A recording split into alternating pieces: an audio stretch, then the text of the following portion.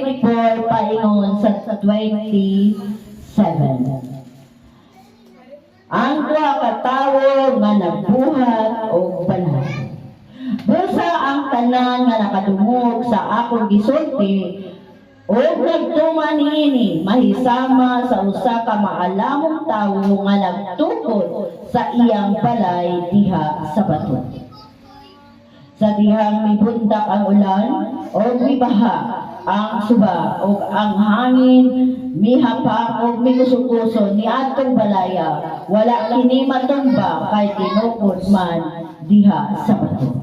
Apan ang tanan nga nakadungog sa akong gisulti o dili mutuman niini mahisama sa usa ka tawo buang-buang nga nagtukod sa iyang balay diha sa balas.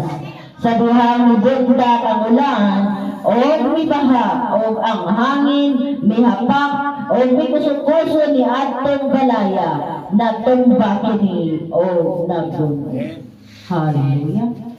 Grabe, sakit, di ba? Ganun sakit ni? Kay kitang tanan nakadungog na sa mensahe sa Diyos. Sakit? Sakit! Sakit pero alang sa mga tao nga nituman ni ani malipayon nga nidawat sa pulong sa Diyos. Hallelujah! Palakpakan ng Diyos! Di ba? Alang sa nabuhat ni ini malipayon. Sa di ng buhat, masulubon. Ganun may mga masulubon, kay gingan lang matag mga buang. Hindi kita mo sagot, no? Di ta mo sagot nga lang tagbuang, pero ang Biblia mismo ang nagingon o dili kita.